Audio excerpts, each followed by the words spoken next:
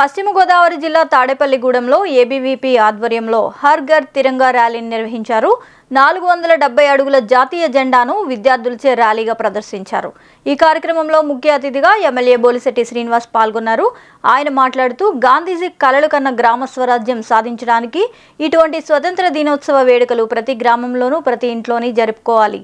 ఇలా ప్రతి ఇంట జెండా ఎగురవేయటం అనేది చిన్నప్పటి నుంచి పిల్లల్లో దేశభక్తి పెరుగుతుందని తెలిపారు.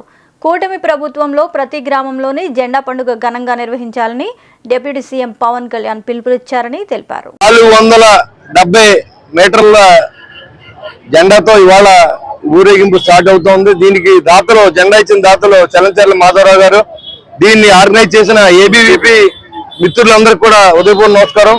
దేశభక్తి కనపరుచుకునే విధంగా ఇవాళ రాష్ట్రం అంతా కూడా అన్ని చోట్ల కూడా జెండాలు ఎగరేయాలి. ఇవాళ దేశభక్తిని కనపరచండి, అన్ని బిల్డింగ్ల మీద జెండాలు పెట్టవలసిందిగా మరి రాష్ట్ర ప్రభుత్వం తెలియజేసింది.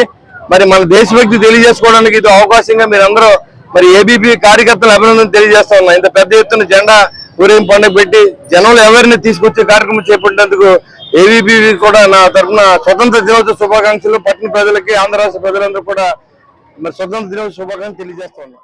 నిరంతర వార్తా శ్రవంతి కొరకు వీక్షిస్తూనే ఉండండి. మీ మా VST news. Please like, share and subscribe.